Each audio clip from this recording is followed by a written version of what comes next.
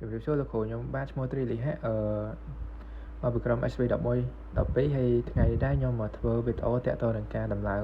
VirtualBox ហើយនឹង Ubuntu Server ត្រូវតម្លើង VirtualBox កន្លែងហ្នឹងគឺយើងចូល download ហើយយើងជ្រើសរើសយក Windows ដោយសារតែខ្ញុំប្រើ Windows តែដោយសារតែខ្ញុំមានហើយអញ្ចឹងខ្ញុំអត់ធ្វើការ install ទៀតទេហើយបន្ទាប់មកគឺ install Ubuntu Server តែដោយសារតែខ្ញុំមានហើយដែរខ្ញុំក៏អត់ install ដែរ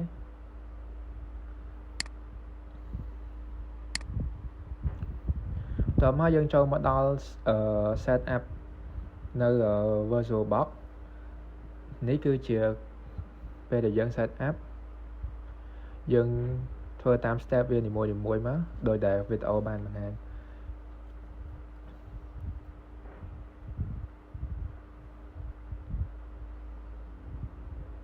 ចឹងកន្លែងនេះគឺយើងធ្វើការចុច next បន្ទាប់មកយើងចុច install តទៅយើង install ទៅយើងចាំវាមកសន្ទុះទៅ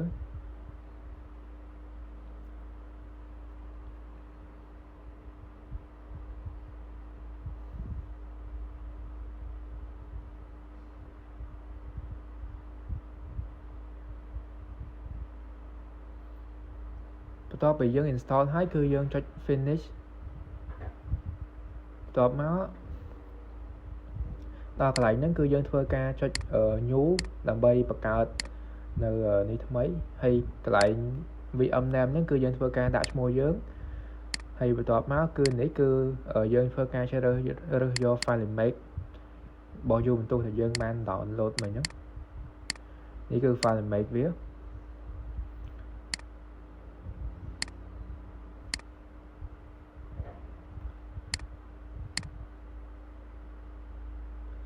បស់យើងចុច next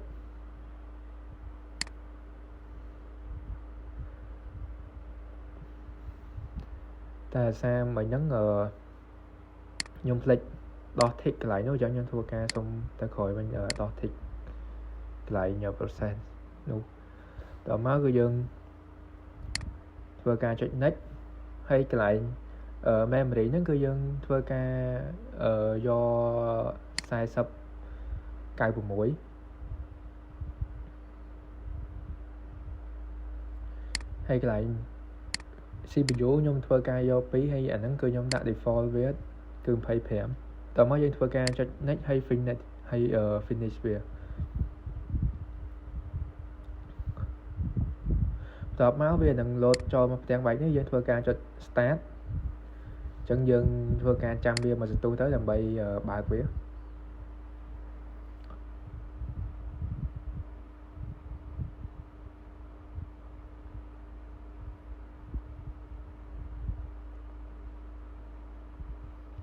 បន្ទាប់ពី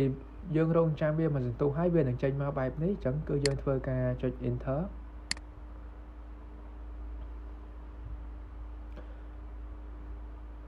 តើបើយើង enter ទៅវានឹងចេញមកបែបនេះអញ្ចឹងយើងចាំវាមួយផ្លែតទៅ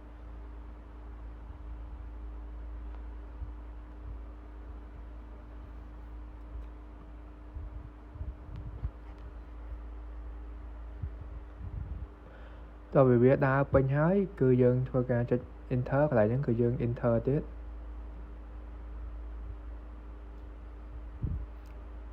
កន្លែងនេះគឺយើងជ្រើសរើសយកពាក្យយក English enter តមកយើងចុច continue done enter ចុច done enter យើងចុច enter ទៀត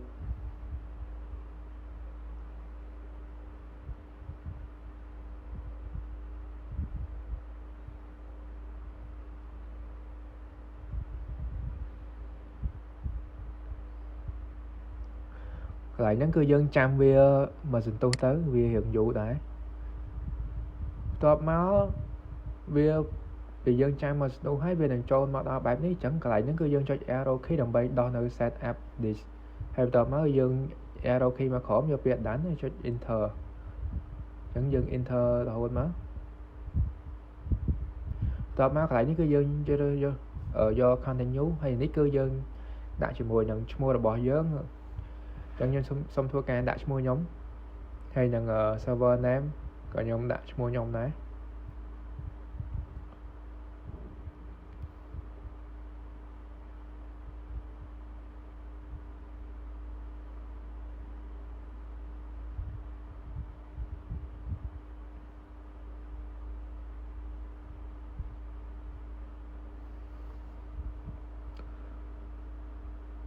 ជាមួយនឹង user name អីហ្នឹងក៏ខ្ញុំដាក់ឈ្មោះខ្ញុំដែរកន្លែងហ្នឹង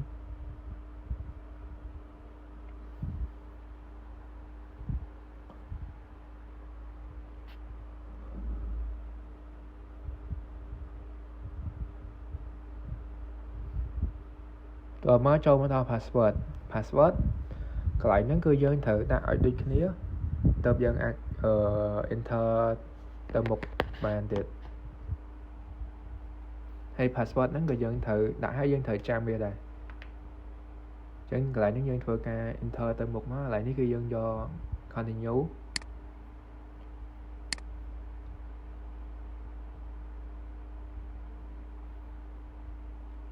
arrow key មកក្រោមហើយយើងជ្រើសពាក្យcontinue arrow key មកក្រោម done enter កន្លែងនេះគឺយើងចាំវាមិនសន្ទុះដែរបន្ទាប់ពីយើងចាំវាមិនសន្ទុះហើយយើងជ្រើសរើសយកពាក្យ reboot now បន្ទាប់ពី reboot ទៅវានឹងចេញមកបែបនេះបន្ទាប់ពីវាចេញបែបហ្នឹងគឺយើងធ្វើការ press នៅ enter មកនឹងវានឹងចូលមកដល់ផ្ទាំងនេះយើងចាំឲ្យវាដើរទៅ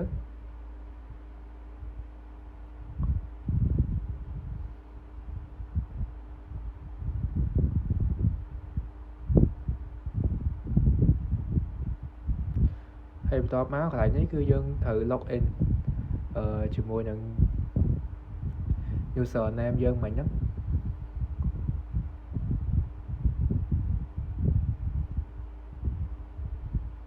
អានេះដោយសារ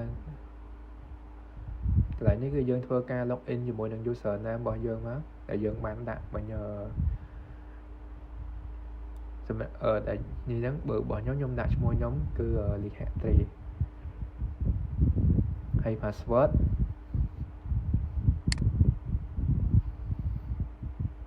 កន្លែង password ហ្នឹងគឺយើងវាយទៅវាអត់ load អក្សរមកទេ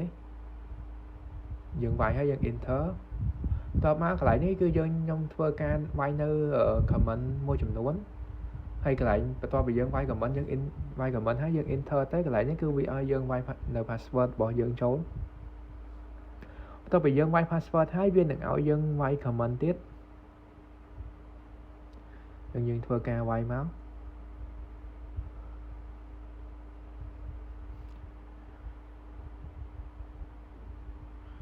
កន្លែងនេះគឺខ្ញុំធ្វើការវាយ comment ខុសអញ្ចឹងទៅបានវាចេញerror អញ្ចឹងខ្ញុំសូមធ្វើការវាយ comment ម្ដងទៀតបន្ទាប់ពីយើងវាយ comment ហើយយើង enter ទៅ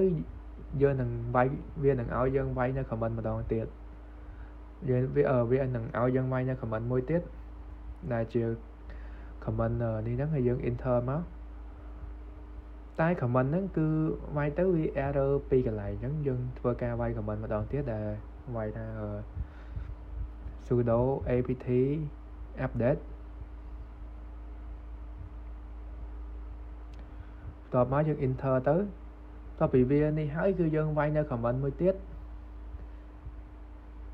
ដែល comment ហ្នឹងគឺជា comment sudo apt upgrade ដកវាយដោយសារតែ comment ខាងលើមុនហ្នឹងគឺយើងវាយទៅវា error ពី file តែនេះដោយសារតែខ្ញុំវាយខុសអញ្ចឹងខ្ញុំសូមធ្វើការវាយម្ដងទៀត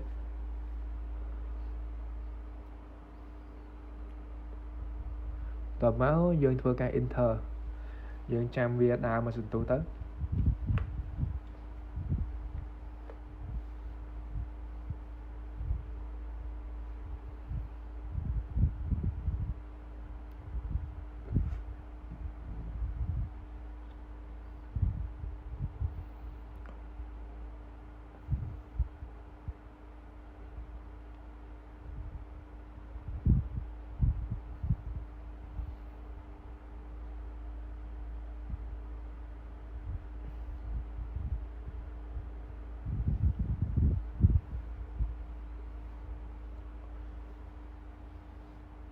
តើវាដើរនេះហើយកន្លែងនេះគឺវាកំពុងតែ process ចឹងកន្លែងហ្នឹងក៏វារៀងយូរដែរយើងធ្វើការរងចាំវាទៅបន្ទាប់ពីយើងរងចាំហើយវានឹងចេញមកបែបនេះចឹងកន្លែងហ្នឹងយើងគ្រាន់តែចុចនៅ tab ដើម្បី error ដើម្បីចុច OK ហើយប៉ុណ្ណឹងគឺយើង install នៅនេះបានហើយគឺ VirtualBox បានឬសិលខ្ញុំបានឈ្មោះត្រីលិហាថ្ងៃនេះដែរខ្ញុំមកធ្វើតាក់ទងនឹងការ connect SSH ដើម្បី connect SSH បានគឺយើងត្រូវការស្គាល់នៅ command មួយចំនួនដែល command ទី1នោះគឺ sudo apt update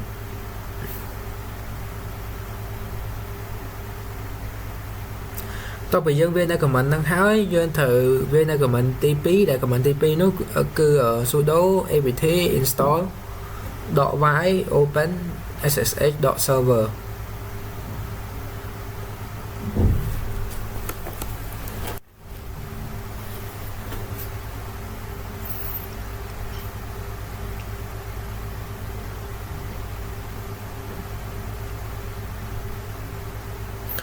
តបមកយើងធ្វើការ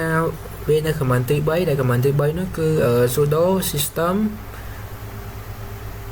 ctl enable .now ssh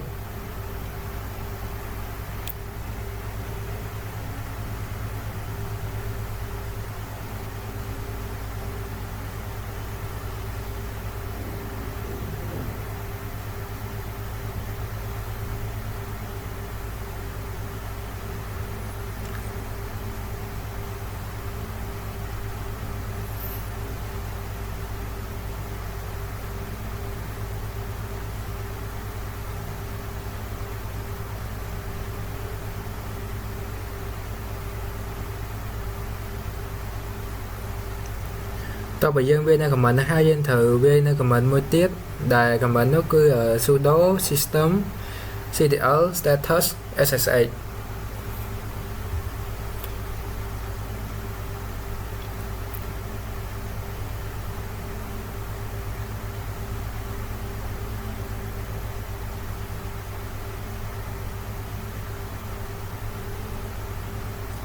បន្ទាប់មក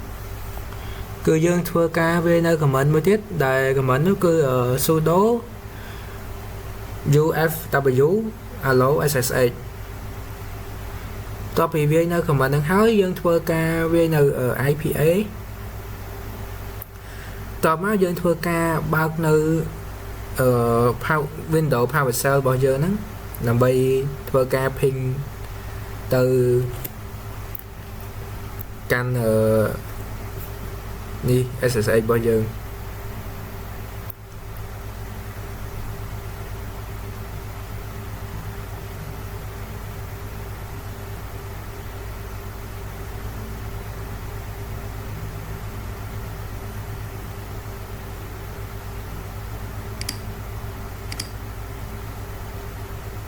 តែសារកន្លែងនេះយើង ping ទៅវាអត់នេះ load IP ដោយសារតែយើងអត់បានដូរកន្លែងនេះអញ្ចឹងយើងដូរយកមក adapter មកដើម្បី ping ទៅវាស្គាល់នៅ IP អញ្ចឹងបន្ទាប់មកយើងធ្វើការវាយនៅ IPA ម្ដងទៀតដើម្បីឆែកមើល IP វា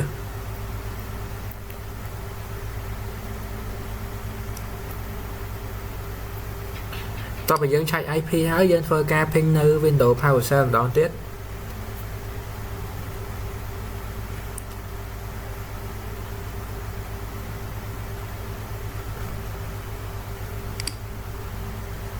យើងវាយ IP វាមក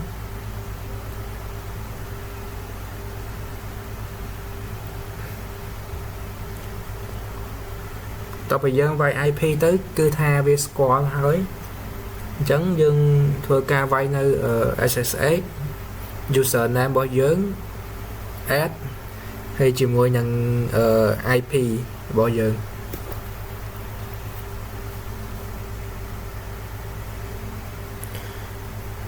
តបមកវានឹងចេញមកបែបនេះយើងវាយពាក្យថា yes តើពេលយើងវាយពាក្យថា yes ហើយវានឹងឲ្យយើងវាយនៅ password តើពេលយើងវាយ password ហើយគឺវានឹងចេញមកបែបនេះ chẳng SSH យើងគឺ មានតែប៉ុណ្ណឹងចឹងជម្រាបលាលោកគ្រូ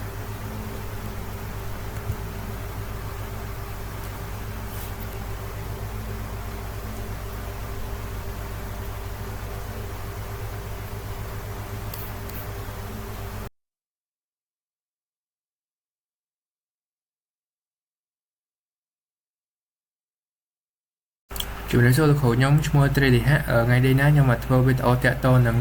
Command Foundation ហើយ Command Foundation ហ្នឹងគឺវាមាននៅ command មួយចំនួនដែល command ទី1នោះគឺ command សួរ user គឺ who am I ប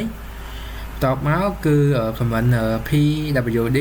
ដែលពាក្យពេញរបស់វាគឺ present working directory បន្ទាប់មកគឺ command ទី3គឺ sudo apt update បន្ទាប់ពីវាយនៅ sudo apt update ហើយវានឹងឲ្យយើងវាយនៅ password របស់ user យើងបន្ទាប់ពីយើងវាយ password របស់ user យើងហើយវានឹងលោតចេញមកឲ្យយើងវាយនៅ command មួយទៀតគឺ sudo apt upgrade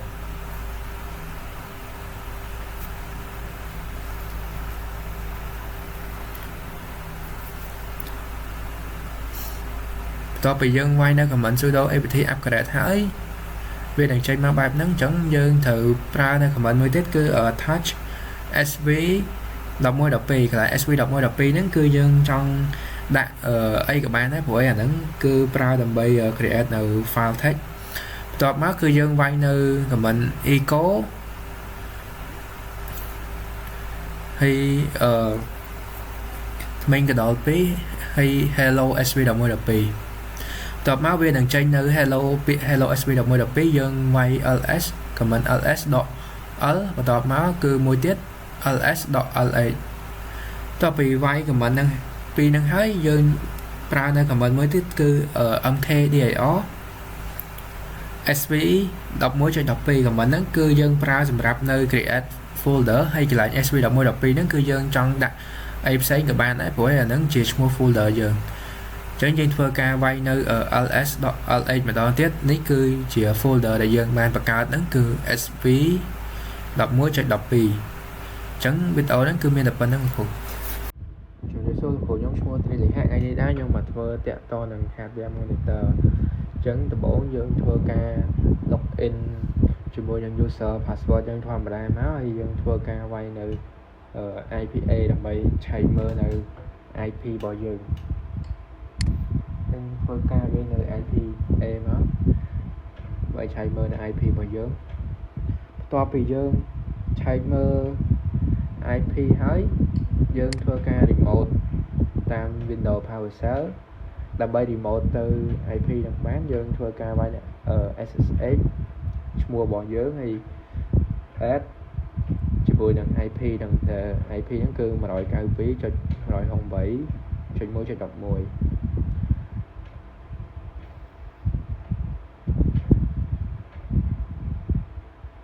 កន្លែងនេះរបស់ខ្ញុំវាសួរខ្ញុំចឹងយើងធ្វើការយក yes ជាធម្មតាអាហ្នឹងពេល enter ទៅវាឲ្យយើងវាយ password ធម្មតាវាអត់សួរយ៉ាងណាចេះរបស់ខ្ញុំវាសួរចឹងយើងធ្វើការយក yes គាត់យក yes ហើយវានឹងឲ្យយើងវាយ password ធម្មតាចឹងយើងវាយ password យើងចូលហើយយើង enter មកវានឹងចេញមកបែបហ្នឹងមានន័យថាយើង remote ចូលបានជោគជ័យហើយចឹងឈានដំបូងហ្នឹងគឺយើងធ្វើការឆែកនៅ current user របស់យើងដែលយើងប្រើប្រាស់នៅ command who am I ហើយបន្តមក pwd ហើយមួយទៀតគឺ hostname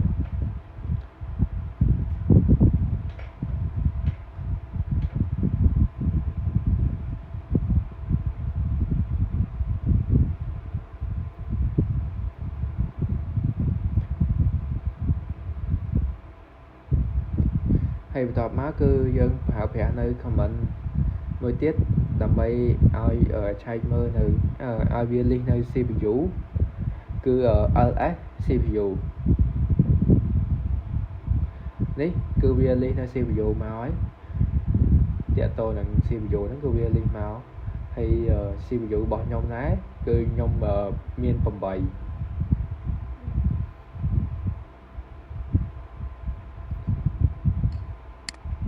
ម៉ាស៊ីនខ្ញុំហ្នឹងគឺខ្ញុំ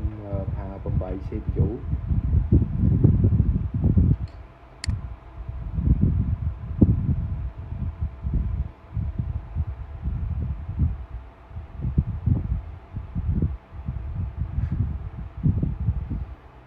ហើយបន្ទាប់មកយើងធ្វើការប្រើនៅ command top ហើយ command top ហ្នឹងគឺដើម្បីឆែកមើលនៅ processing running ដែលនេះវាកំពុងតែ run នៅលើម៉ាស៊ីនយើងហ្នឹងអញ្ចឹងនេះគឺវាអីដែលវាកំពុង run លើម៉ាស៊ីនយើងអញ្ចឹងវានឹងបង្ហាញមកលើហ្នឹង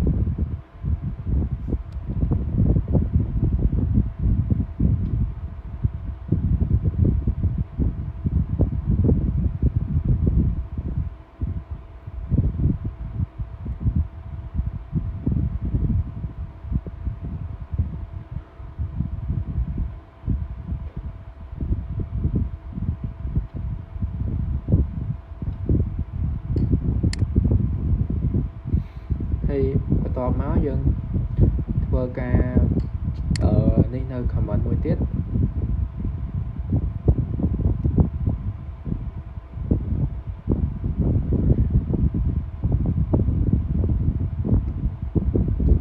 ដែល command ហ្នឹងគឺ sudo apt install htop .y អាហ្នឹងគឺដើម្បី install នៅ htop បន្ទាប់មកយើងធ្វើការវាយនៅ password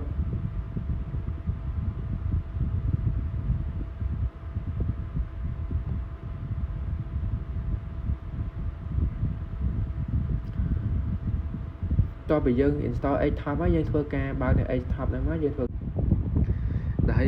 htop នេះហ្នឹងគឺវា show នៅ memory ហើយ swap យើងផងដែរហើយដែល memory ខ្ញុំហ្នឹងគឺ 3G យើងប្រើអស់ 200 MB ជាង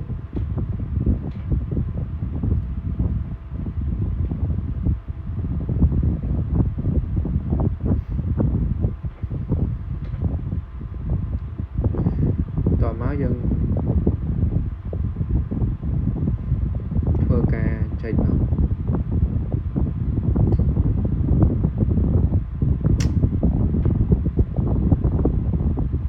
ទៀតគឺ free -h ដើម្បីឆែកមើលនៅ hard disk ដែលវា free ដែលវានៅកណេអញ្ចឹងគឺខ្ញុំម៉ាស៊ីនខ្ញុំមាន memory ហ្នឹង 3.8G យើងប្រើអស់200 MB ជាងហើយមួយទៀតគឺdf-8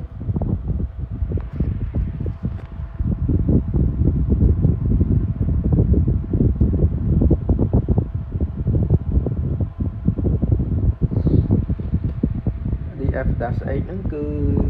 យើង show នៅ hard disk ដែលយើងបានប្រើប្រាស់ hard disk ដែលប្រើប្រាស់ហើយ command មួយទៀតគឺ command ls blk អាហ្នឹងតាក់ទងនឹង hard disk ដែរក្នុងករណីថាយើងមាន hard disk 2 ឬក៏3អញ្ចឹងទៅវាយើងប្រើនៅ command ហ្នឹងទៅគឺវា show មកម្ដងទាំងអស់មក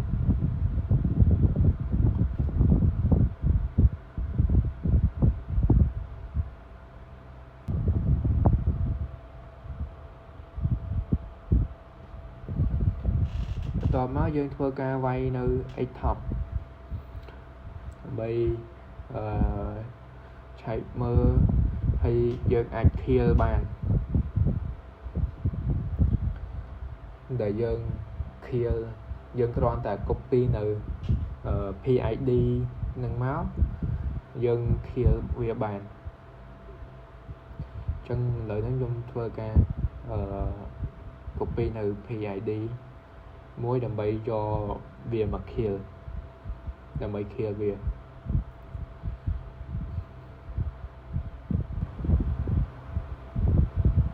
ញ្ចឹងខ្ញុំនឹងធ្វើការជ្រើសរើសយក PID មួយដើម្បីមក kill យកវាមក kill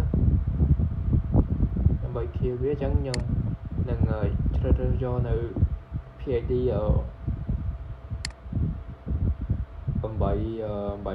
808 ធ្វើការ enter មកគឺវានឹងជាបានអញ្ចឹងនេះយើងមានប៉ុណ្ណឹងគ្រូជំរាបលា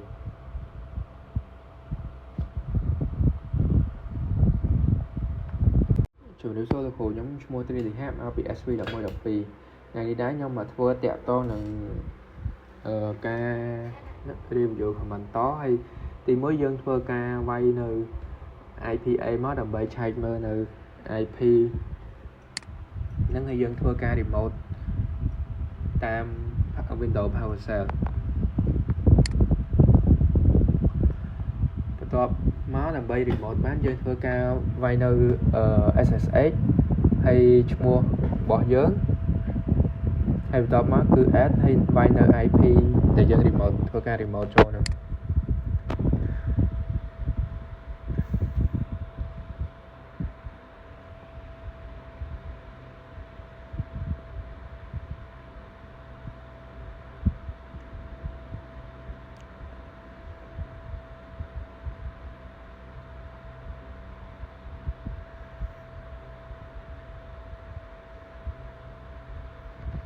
ហើយអញ្ចឹងបន្ទាប់ពីយើង remote ហើយយើងធ្វើការទី1ហ្នឹងគឺវាយ WhoAmI ដើម្បីឆែកមើលនៅ current user ទី2គឺ PWD ទី3គឺ hostname ហើយនឹងទី4ហ្នឹងគឺ LS ដើម្បីឲ្យឆែកវា list នៅ folder ដែលយើងមានហើយអញ្ចឹង folder ដែលខ្ញុំមានហ្នឹងគឺខ្ញុំមាន3 folder ហើយវាយនៅហើយមួយទៀតគឺ comment ls-lដើម្បីឲ្យវា list នៅ folder នឹងមក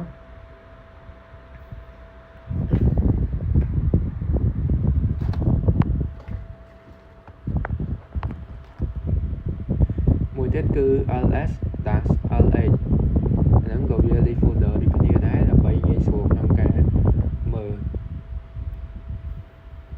ដូចកន្លែងនោះអញ្ចឹង total 8ហ្នឹងមានន័យថា8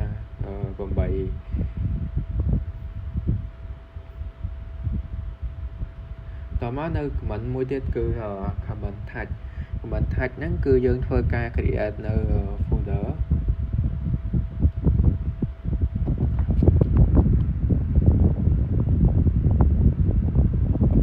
ដែលខ្ញុំបង្កើតនៅ folder ថ្មីហ្នឹងគឺដាក់ឈ្មោះ SV 1112តមកយើងធ្វើការ list វានេះគឺវាចេញមកគឺ SV 1112ដែលទៅបង្កើតមកនៅទី3ហ្នឹងអញ្ចឹងបន្ទាប់មកទៀតគឺយើងធ្វើការវាយនៅ comment cat ដើម្បី show នៅ file content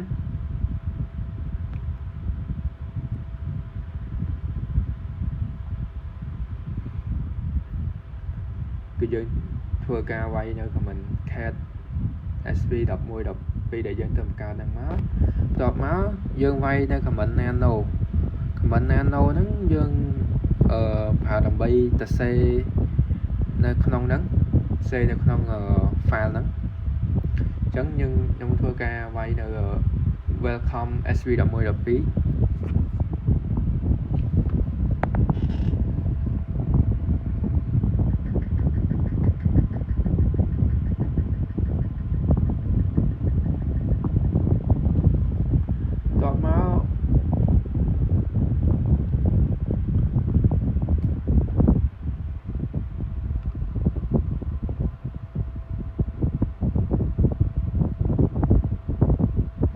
ពេលយើងវាយហើយយើងធ្វើការ save វាហើយយើង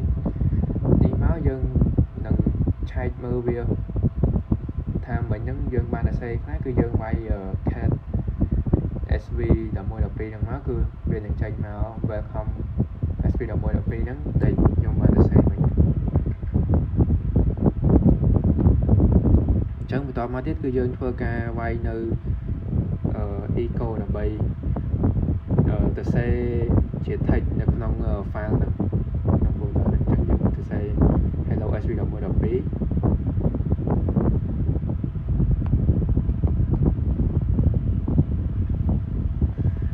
មកយើងធ្វើការ list នៅ folder ទាំងអស់មក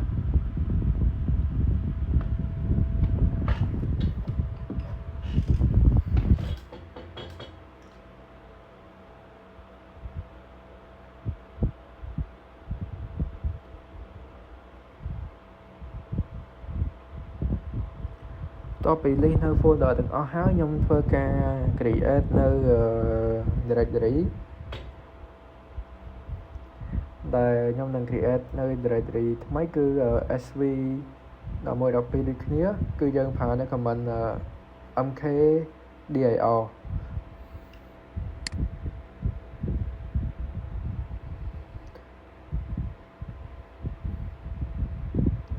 តមកយើងធ្វើការ list មកហ្នឹងនោះគឺ directory ថ្មីដែលយើងបង្កើតហ្នឹង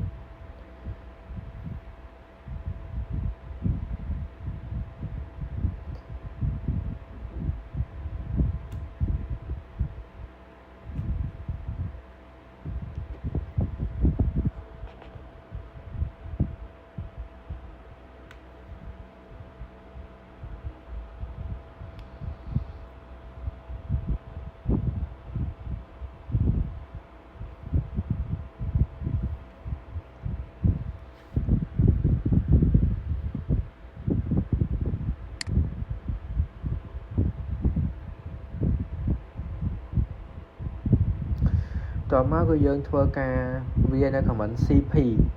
ហ្នឹងដើម្បីយើង copy welcome copy file ដែលក្នុងហ្នឹងខ្ញុំទៅ save welcome sv 1112ហ្នឹងចូលទៅក្នុង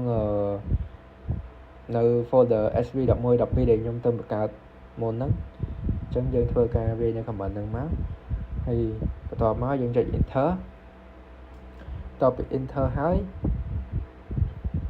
យើងធ្វើការ cd យើងធ្វើការវាយនៅ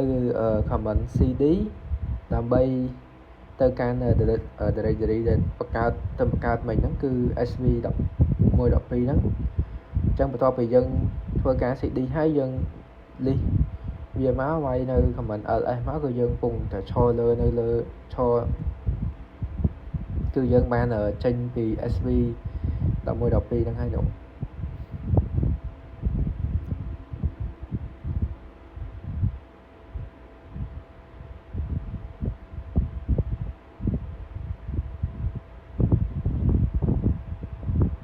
តើមកយើងធ្វើការវាយនៅ command cat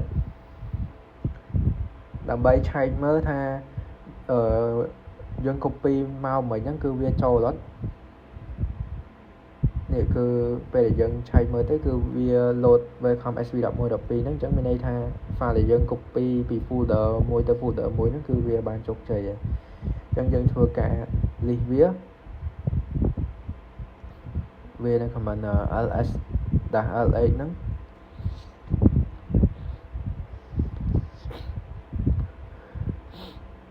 តមកទៀតគឺ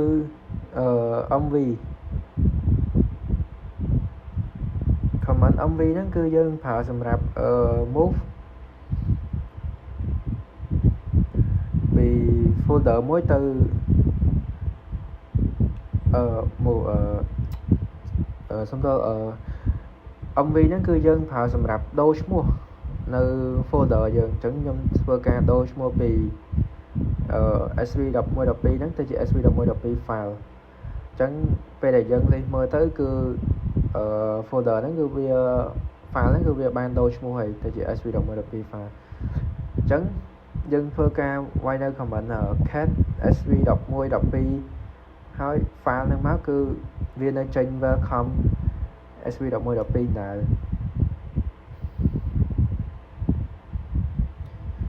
ហើយបន្ទាប់មកយើងធ្វើការ remove នៅ folder ហ្នឹងចោលវិញយើងវាយនៅ command rm sv 1112 file ហ្នឹងដែល folder ដែលជាឈ្មោះ folder យើងហ្នឹងបន្ទាប់មកគឺយើងវាយនៅ command ls ដើម្បី list មើលទៅគឺថាវាអត់មានទេអញ្ចឹងមានន័យថា folder ហ្នឹងវាបាន remove បាត់ហើយអញ្ចឹងយើងធ្វើការបង្កើតនៅfile text មួយទៀតគឺយើងវាយនៅ command touch sv 1112.txt តមកគឺ ls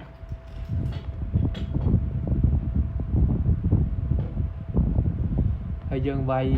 cat sv 1112.txt ហ្នឹងដើម្បីចូលទៅ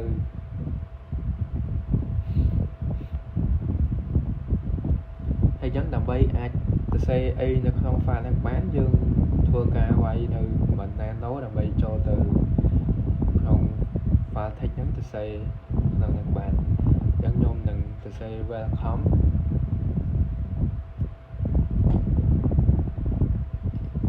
sv11.12.txt បន្ទាប់មកយើងធ្វើការចុច Ctrl X ដើម្បី save ហើយយក yes ហើយ enter មកបន្ទាប់មកយើងឆែកមើលថា text ដែលយើងសរសេរមិញហ្នឹងគឺវាចូលអត់អញ្ចឹងយើងធ្វើការវាយ cat sv11.12.txt ដែលនេះគឺ text ដែលយើងបានសរសេរមិញហ្នឹងគឺ welcome sv11.12.txt ហ្នឹង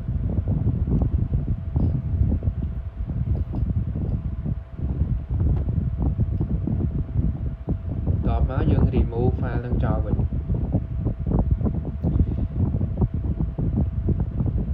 យើងធ្វើការវាយនៅ command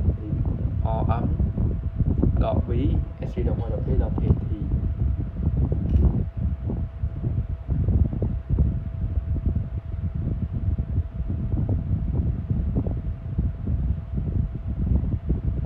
យើងធ្វើការ remove វាហើយ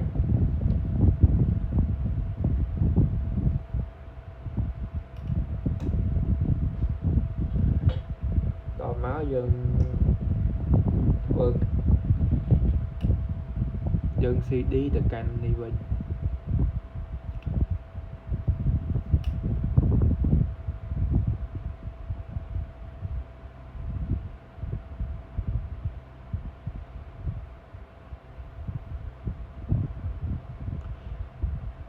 បន្ទាប់ពីយើងនេះហើយយើង remove ហើយយើងធ្វើការ list វាទៅគឺវាបាត់ file ហ្នឹងហើយ sv11.12.txt ហ្នឹង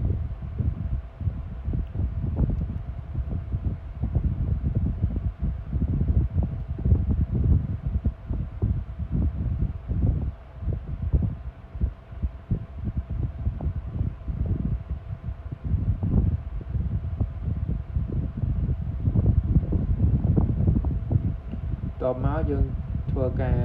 remove នៅ folder ចោលយើងធ្វើការ remove នៅ folder ដែលមានឈ្មោះ hello sv11.12 ហ្នឹងហើយមួយទៀតគឺsv11.12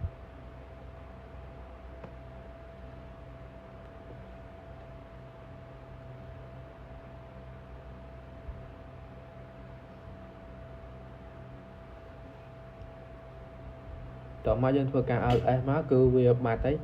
វាបាត់ folder ដែលខ្ញុំបាន remove ពី folder ហ្នឹងគឺវាបាន remove បាត់ហើយវានៅសល់តែ3 folder ដែលយើងអត់បាន remove ហ្នឹង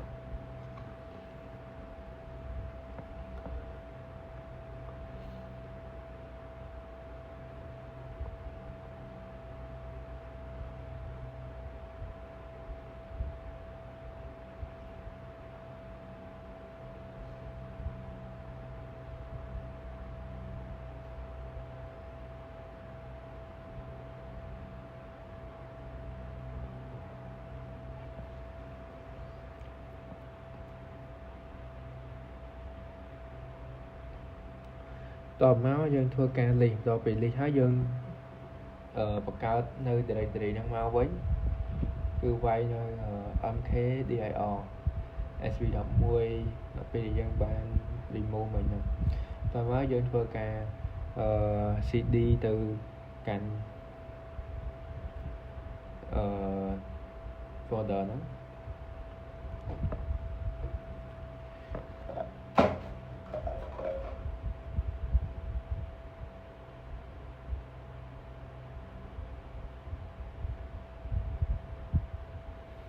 តមកយើងធ្វើការបង្កើតនៅ file text នៅក្នុង folder មួយហ្នឹងហើយយើងចូលទៅសរសេរនៅក្នុង file ហ្នឹងគឺយើងប្រើនៅ command nano sv11.12.txt ហ្នឹងអញ្ចឹងកន្លែងហ្នឹងខ្ញុំសរសេរ welcome sv11.12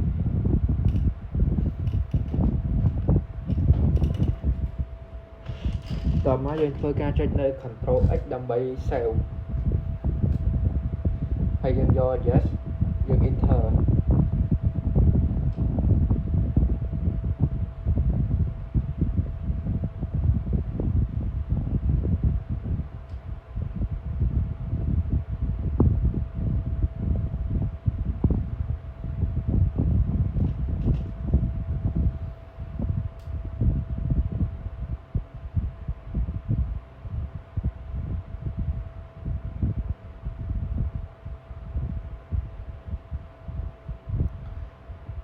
តមកយើងវាយនៅ command cat sv11.12 ហ្នឹងដើម្បីមើលនៅfile ដែលយើងមើលនៅ text ដែលយើងបានសរសេរមិញហ្នឹងគឺ welcome sv11.12 គឺវាចេញមកហើយតមកគឺយើងធ្វើការ cd change directory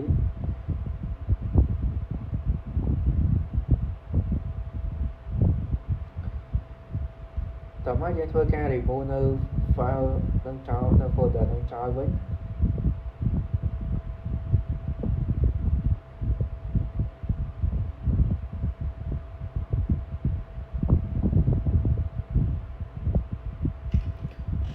យើងធ្វើការ remove directory នឹងចោលវិញអញ្ចឹងយើង remove អត់បានទេដោយសារតែនៅក្នុង directory ហ្នឹងគឺវាមាន file នៅក្នុងហ្នឹងយើងប្រើនៅ command rm dir ហ្នឹងគឺអត់កើតទេអញ្ចឹងយើងធ្វើការប្រើ command មួយទៀតដើម្បីឲ្យវា remove ទាំងអស់មួយទៀតគឺ rm dir -rv ហើយបន្ទាប់មកដាក់ឈ្មោះនៅ directory យើងមក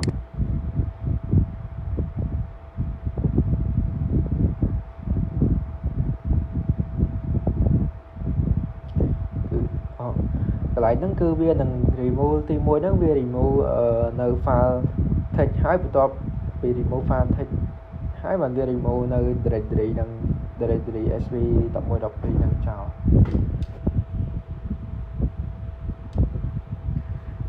ហើយមួយទៀតគឺcomment ថ្មីយើងធ្វើការវាយ HTML អីធម្មតាមក pwd ធម្មតាមកហើយចូលដល់ comment មួយទៀតហ្នឹងគឺdf-hត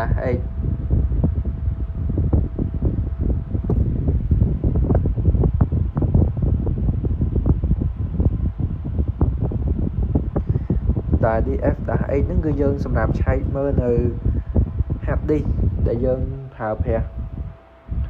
ហើយមួយទៀតគឺ free-h ហ្នឹងយើងមើល hard disk យើងដែលវានៅទនេអាហ្នឹងវាតាក់ទងនឹង memory information ហើយមួយទៀតយើងឆែកមើល host name ហើយ comment មួយទៀតហ្នឹងគឺ top comment top ហ្នឹងដើម្បីឆែកមើលនៅ processing ដែលវាកំពុងតែ run ថាយើងកំពុងតែ run លើអីគេខ្លះហើយគេខ្លះគឺវានឹងបង្ហាញនៅលើហ្នឹងនៅពេលដែលយើងប្រើប្រាស់នៅ comment top ហ្នឹង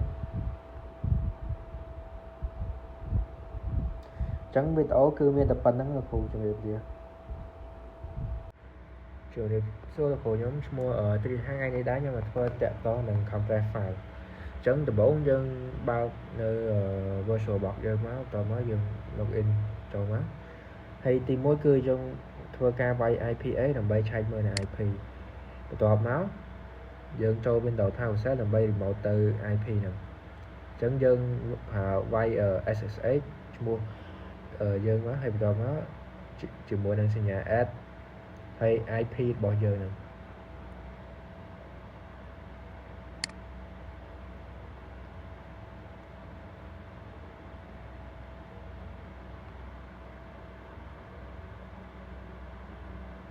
ហើយបន្ទាប់មកវានឹងឲ្យយើងវាយ password ពេលយើងវាយហើយយើង remote ចូលហើយវានឹងចេញមកបែបនេះអញ្ចឹងយើង comment ទី1គឺយើងវាយ who am I បន្ទាប់មក pwd ហើយនឹង host name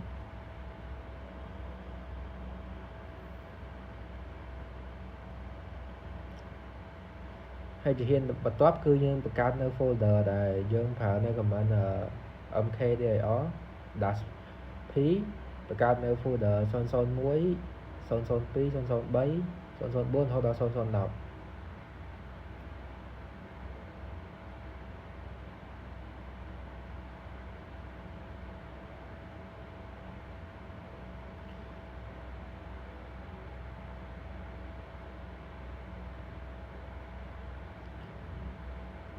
តមកយើង ls វា001 ចឹងមានន័យថាfolder 001ហ្នឹងគឺមាននៅក្នុង folder 001គឺមាន folder 002 ហើយនៅក្នុង folder 002ហ្នឹងគឺមានfolder 003រហូតដល់010អីចឹងទៅហើយមួយទៀតតាក់ទងនឹង command tree ចឹងដើម្បីយើងប្រើ tree នឹងបានគឺយើងត្រូវ install សិនដែលយើងប្រើនៅ command sudo apt install tree តបមកគឺយើងវាយ password យើងប្រើ tree ហ្នឹងដើម្បីវាងាយស្រួលក្នុងការនេះកើត folder ហ្នឹងចឹងកន្លែងហ្នឹងគឺយើង clear វាចោលសិន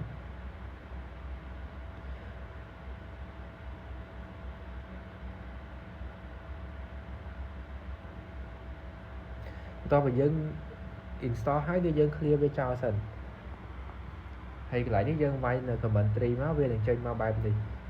folder ដែលយើងបានបង្កើតមិញហ្នឹងគឺ001 002 003 004អីហ្នឹងហើយអានោះគឺជា folder ចាស់របស់ខ្ញុំដែលខ្ញុំអត់បាន delete ចោលកន្លែងហ្នឹង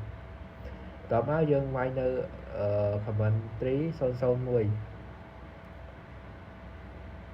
ចឹងវានឹងចេញមកបែបនេះគឺថាក្នុង folder 001ហ្នឹងមាននៅ folder 002 003គឺវានឹង list មកបែបហ្នឹងហើយបន្ទាប់មកខ្ញុំបង្កើតនៅ file text មួយដែលប្រើនៅ command nano-ctext.txt ហើយយើងទៅសេ text ចូលក្នុងហ្នឹងមក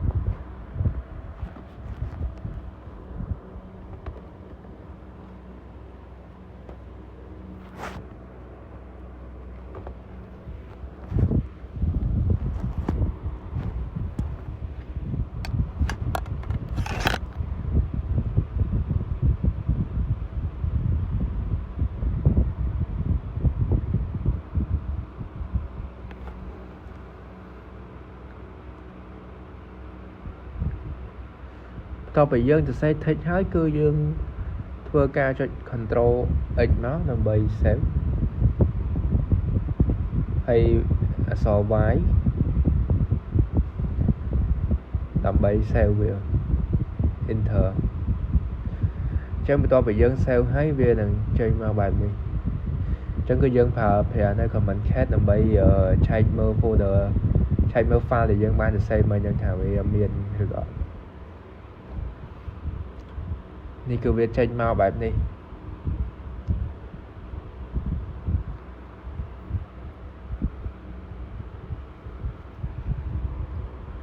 ហើយមួយទៀតគឺខ្ញុំប្រើនៅ command cp ដើម្បី copy អា file text ហ្នឹងចូលទៅក្នុង folder មួយហើយcopy ពី folder ចុះcopy file text ហ្នឹងចូលទៅក្នុង folder 001 002 003អីហ្នឹងអញ្ចឹងយើងធ្វើការវាយ comment តាមហ្នឹង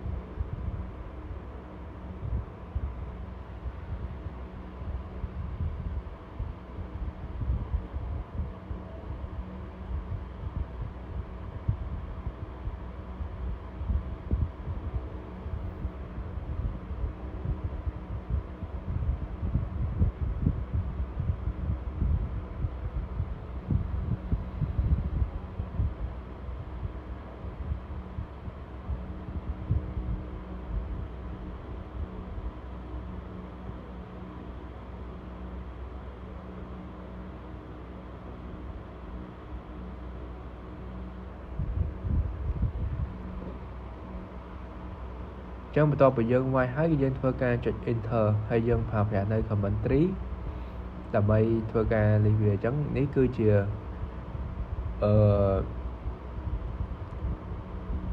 នេះ file ដែលយើងបាន copy ចូលហ្នឹងអញ្ចឹងគឺនៅក្នុង folder នីមួយៗគឺវាមាន file text.txt ហ្នឹងតបមកយើងប្រើនៅ commandថា-cvf sv1112 ដើម្បីបង្កើត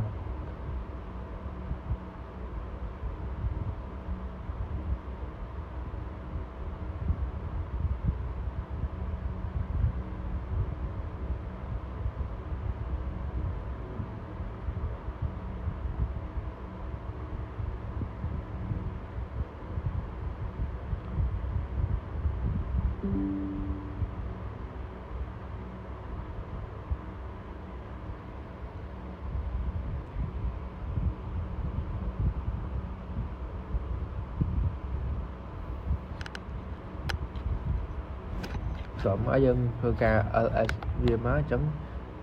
នោះគឺជា folder ដែលយើងបានបង្កើតមកហ្នឹងគឺ sv11.12.ta ហ្នឹងហើយបន្ទាប់មកយើងធ្វើការ copy folder sv11 001 ហើយចូលទៅក្នុង backup file វាយើងប្រើនៅ command cp 001 cp -r001 slash ហើយនឹង 001 dash backup ហ្នឹង command dash back តមកយើង tree វាមក 001 dash back នោះគឺជា file backup វាតមកយើងធ្វើការ remove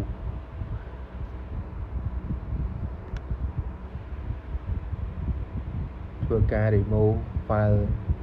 001 ចោលយើង ls វាទៅ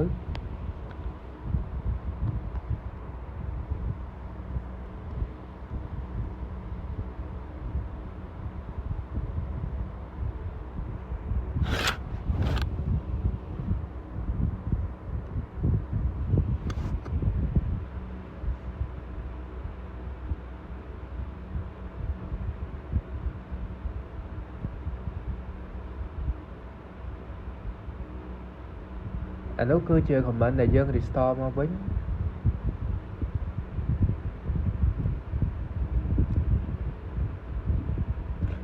យើង restore ពី file backup មកវិញអានោះគឺជា command នេះ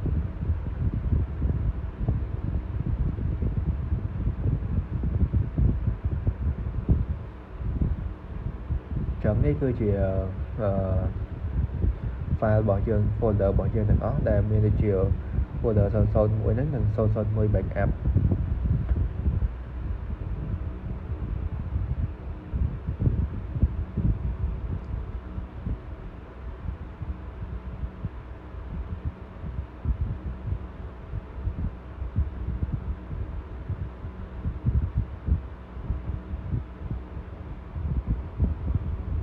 នេះយើងធ្វើការដូរពី folder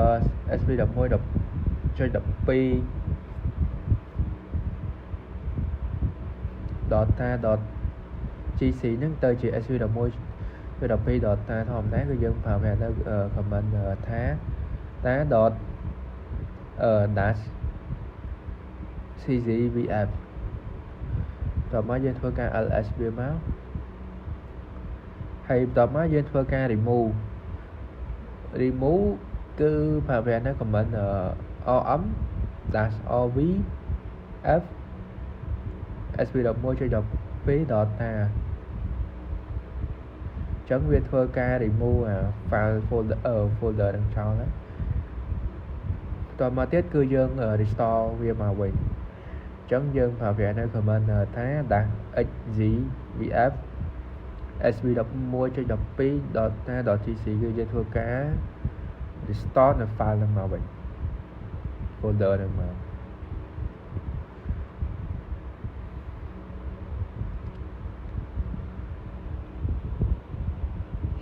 chẳng thấy gửi được dương mai restore màu vậy hơi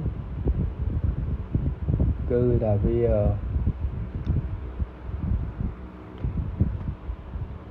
đài pha thì mua nó đôi chờ son folder son mua nó cứ việc phải buôn cái lỗ bài hay son mua bài cảm nó buôn cái lỗ bài này hay sb đọc mua cho đọc pi đọt ta nó cứ một hay cái lỗ bài hay nó việc phải ở tạm thèm mọi cái bài cái lỗ bài thế hay một tập nói với thưa ca thì mua nơi folder son mua đang cháu để dân phạt phải đây của mình ấm đặt ovf son mùi chẳng lại nó cứ bia removeនៅ folder 001 đượcដែល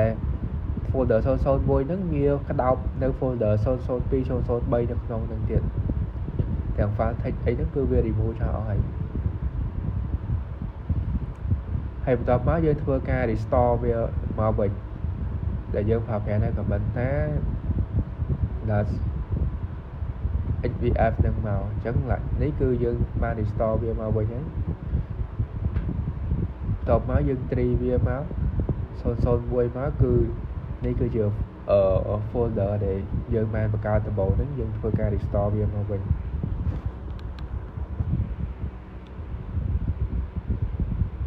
តបមកទៀតយើង move folder sv.1.12 ថានឹងទៅក្នុង folder sv.1.12 sv.2.12.ta.gc វិញ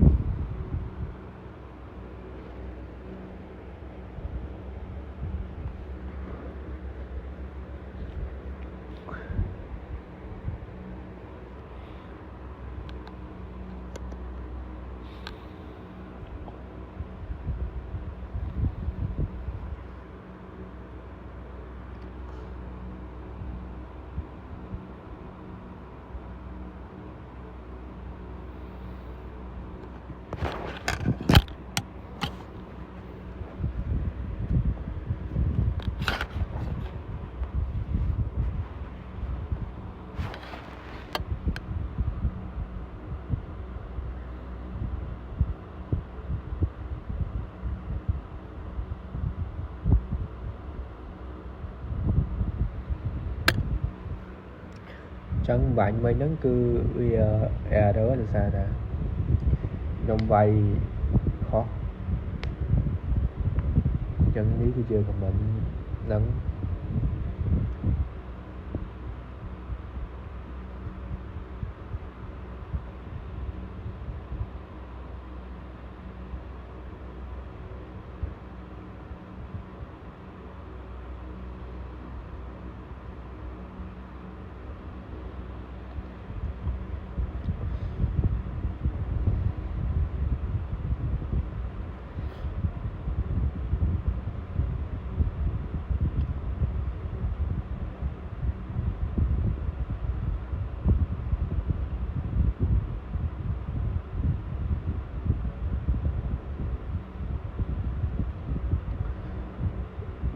ចឹងមុនហ្នឹងខ្ញុំវាយ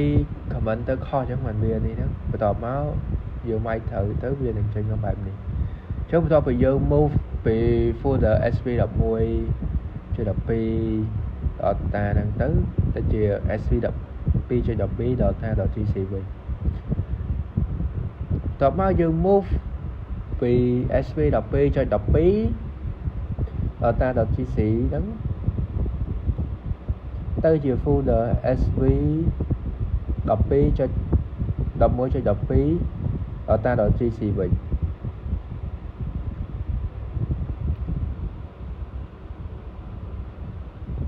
ចឹងវានឹងធ្វើការផ្លាស់ប្ដូរឈ្មោះតាមហ្នឹង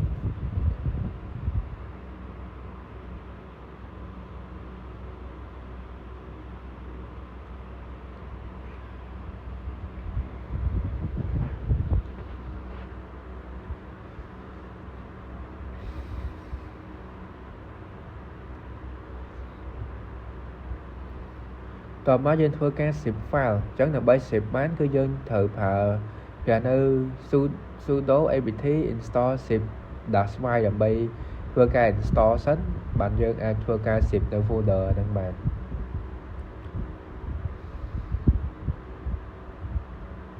ចឹងបន្ទាប់ពីយើង install ហើយវានឹងឲ្យយើង write password អីហើយវានឹង install ហើយវានឹងចេញមកបែបនេះ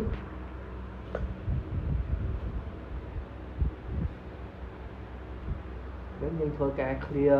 clear វាសិនបន្ទាប់មកយើងប្រើប្រាស់នៅ command zip -v 001.zip 001ដើម្បីធ្វើការ zip នៅ folder 001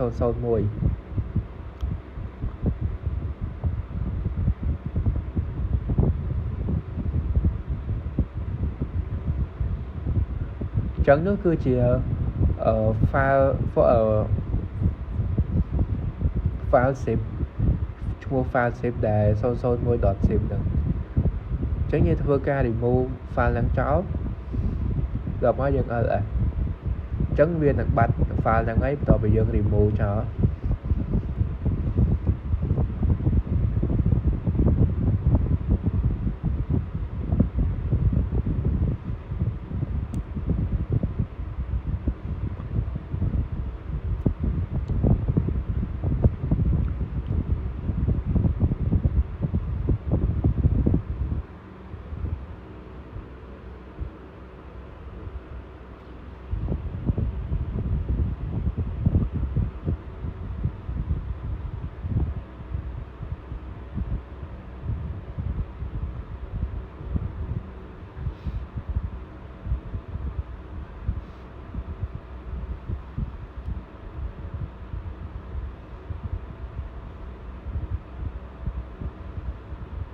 ដល់មកយើងធ្វើការ zip វាម្ដងទៀត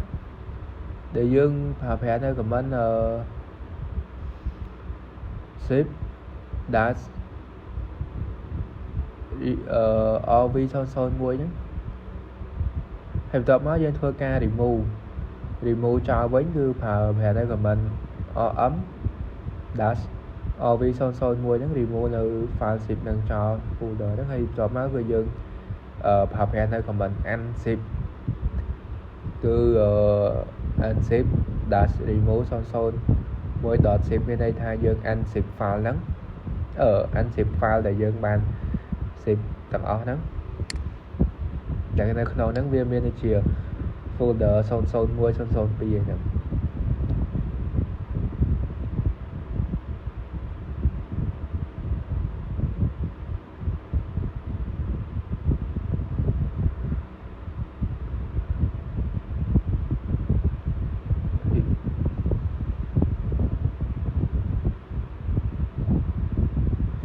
គឺយើងបាន unzip វាទៅយើង unzip វាដែលប្រើប្រាស់នៅ command unzip 001.zip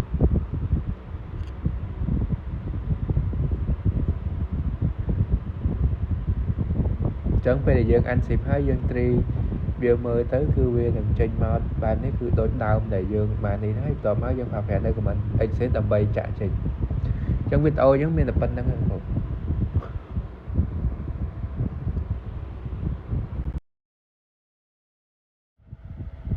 សួរលោកពូថ្ងៃនេះដែរខ្ញុំមកបង្ហាញតាក់ទងនឹង user management ក្នុង Linux អញ្ចឹងដំបូងយើងធ្វើការ remote ចូល SSH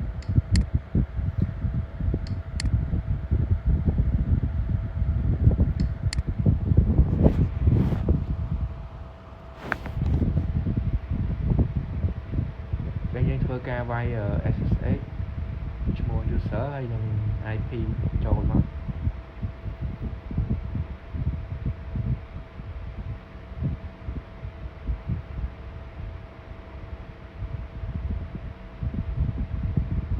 តមកគឺយើងធ្វើការវាយ password ហើយដំបូងយើងត្រូវប្រើវាយ command whoami ដើម្បីឆែកមើល user ហើយនឹង pwd និង hostname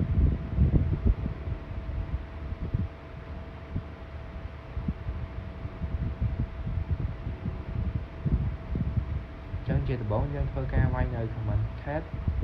etc /etc/os តា release ដើម្បីឆែកមើលនៅ version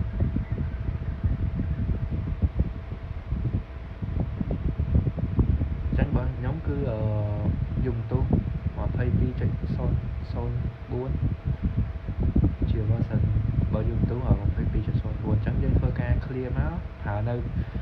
shortcut Control L ដើម្បី clear តមកយើងធ្វើការវាយនៅ command sudo user add ctech ដើម្បីយើងបង្កើតនៅ user ctech user មួយដែលមានឈ្មោះថា ctech តមកគឺយើងធ្វើការវាយ password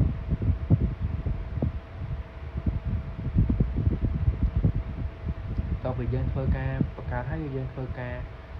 cat វាមើល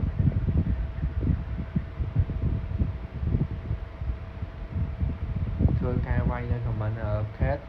/etc/path wd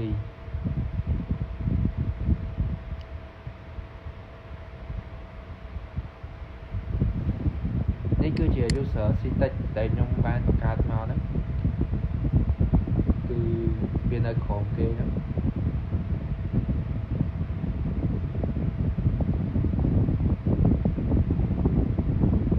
តមកគឺយើងធ្វើការ cd ចូលទៅកាន់ home ហើយយើងប្រើនៅ command cd/home តមកយើង ls មើលនៅក្នុង home ហ្នឹងគឺមាន user ដូចជា user sock ហើយនិង telehack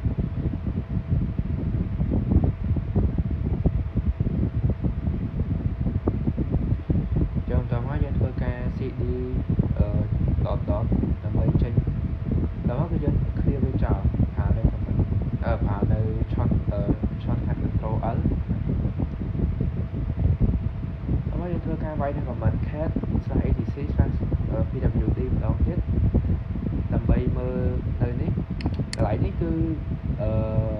ពី1000ទៅនេះមានន័យថាជា user ដែលយើងបានកើតទៅខ្លួនឯងហើយពីក្រោម1000ទៅមានន័យថាជានេះដែលវាបង្កើតដោយ auto អញ្ចឹងយើងធ្វើការ delete នៅ user ctech ចោលយើងធ្វើការវាយនៅ command user del ctech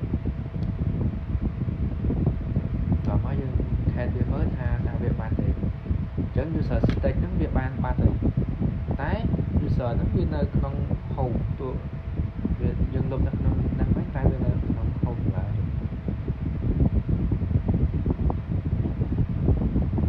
អញ្ចឹងយើងធ្វើការ clear វាមួយ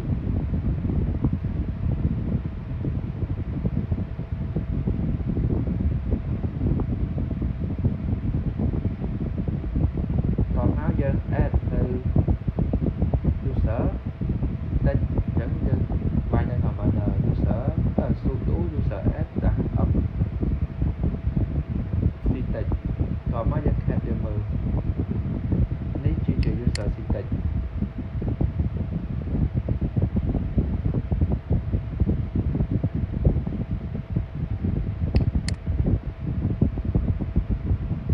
ចាំតមកយើងធ្វើការ cd ទៅកាន់ home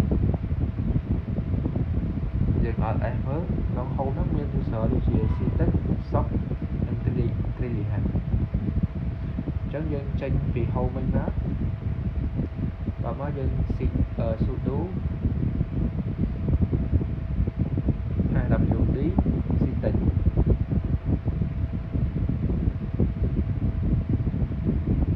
នេះឡើយយើងធ្វើការដាក់ password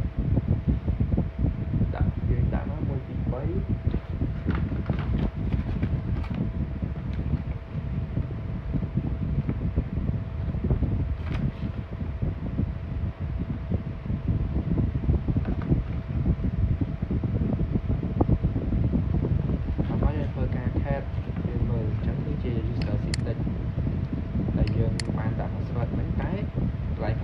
វានៅចេញអក្សរ x ទៅហើយអញ្ចឹងយើងធ្វើការវាយ command su ctech password សួរថាអូនអាចចឹងយើងឥឡូវនេះយើងធ្វើយើងពុំតែឈរនៅលើ user ctech អញ្ចឹងបន្តមកយើងប្រើ command pwd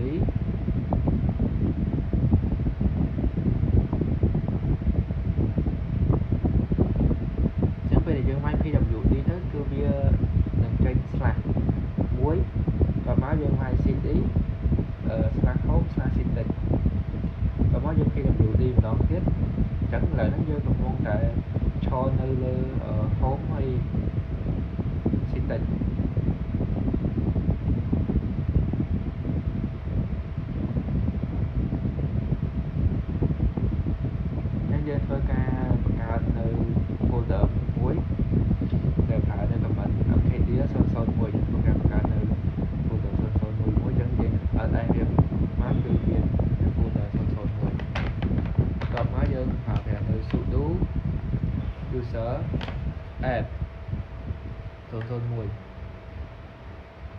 យើងធ្វើការដាក់ password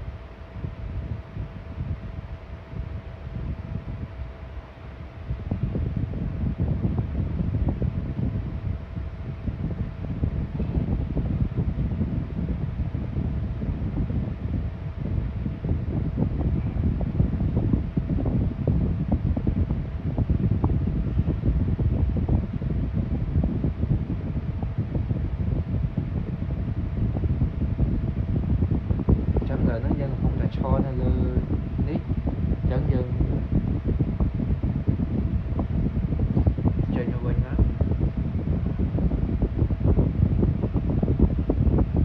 យើងធ្វើការវាយមើល cat c និង email ចឹង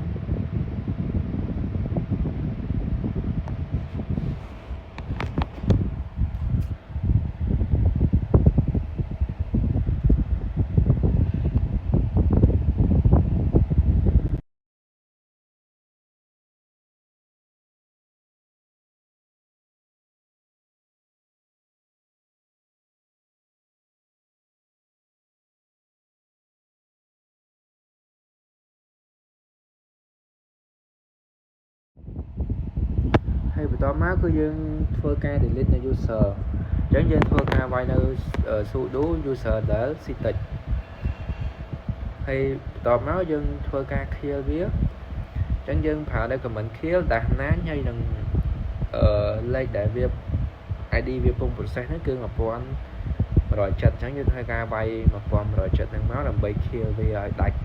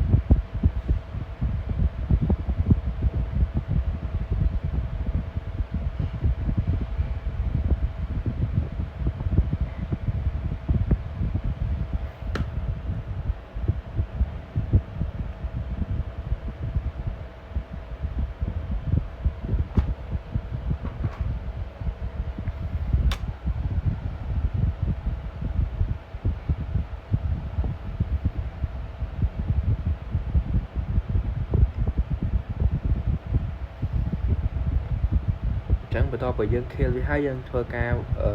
cat វាមើល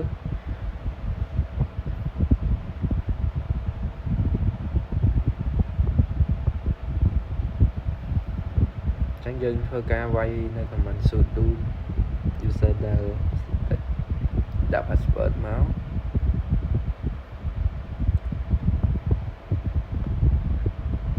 យើងវាយ password ខុសសូមធ្វើការវាយម្ដងទៀត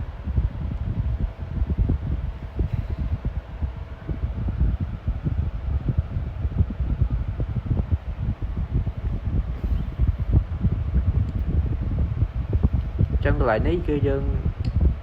នេះវាមើលទៅគឺ user ctech ហ្នឹងគឺវាបាន delete បាត់ហើយ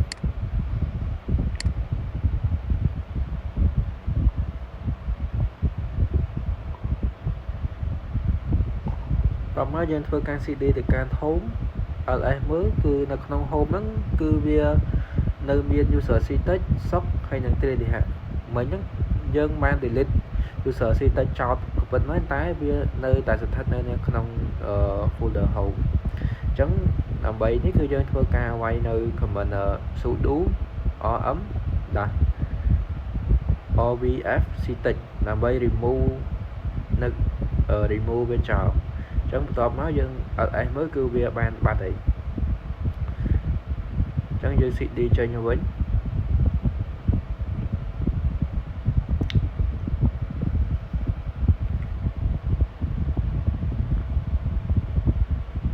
បើយើងបើលើ command sudo add user add -m -s/bin /bash/ctech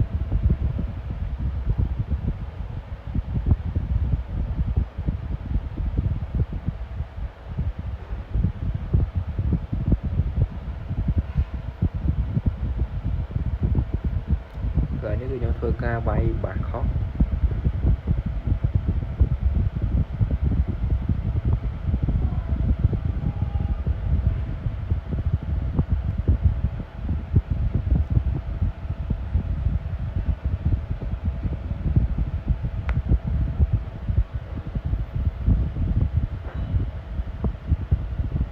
chẳng dân ban add là user stage 2 ấy chẳng một tọa nói dân thưa ca cat về mới dân clear motion hay dân cat về mơ mà dân cat mới là user stage dân cắt bàn là trắng nếu cái chuyện user stage là còn kế đó là dân tự tại một cả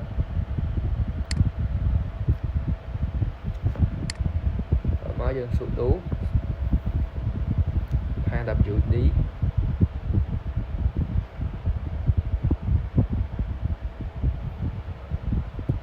stage đặt password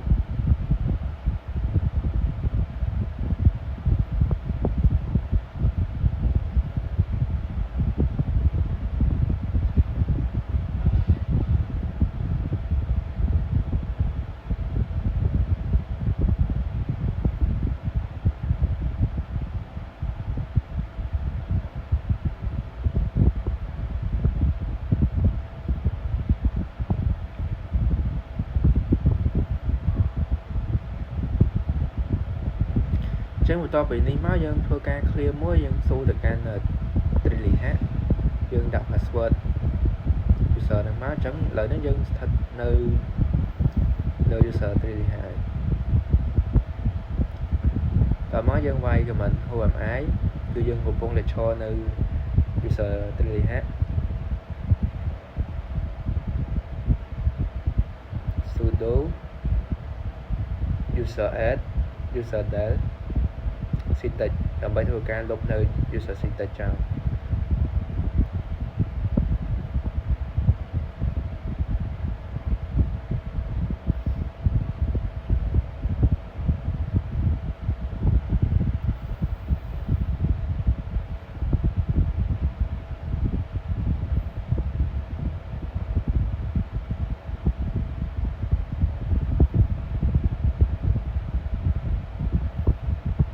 thua ca cat về mới chẳng user stage nó cứ việc bàn bà thấy tấm ở dân CD được can home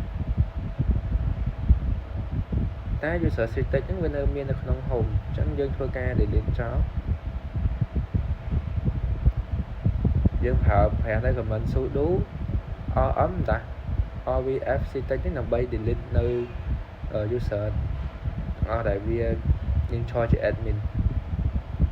bây giờ thưa ca control là bài clear với muối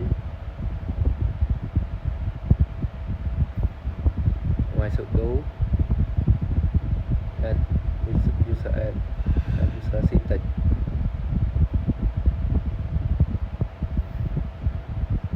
chẳng lại nếu dân thưa ca add user syntax muối chẳng full name cư dân đã ở tha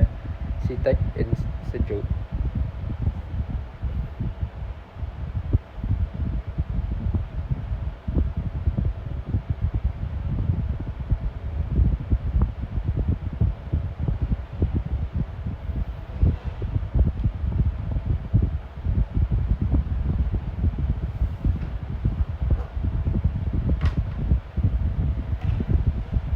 lại đấy dân thưa ca John Jazz còn mới dân cat bia mới nếu như sợ đại dân ban bạc cao nó cứ bia men cho ha stage institute đó chứ nhân su được can stage institute đó dân phở này còn mình quên ái cứ dân cầm phong trà cho mơ đi ơi cầm dân cầm phong trà cho nên lưu vô sở stage đó mới dân đi được can hố stage quên ái chấn dân cũng đã cho nên vô sở xin ta vậy hay tòa má cứ quay còn mình ở PWD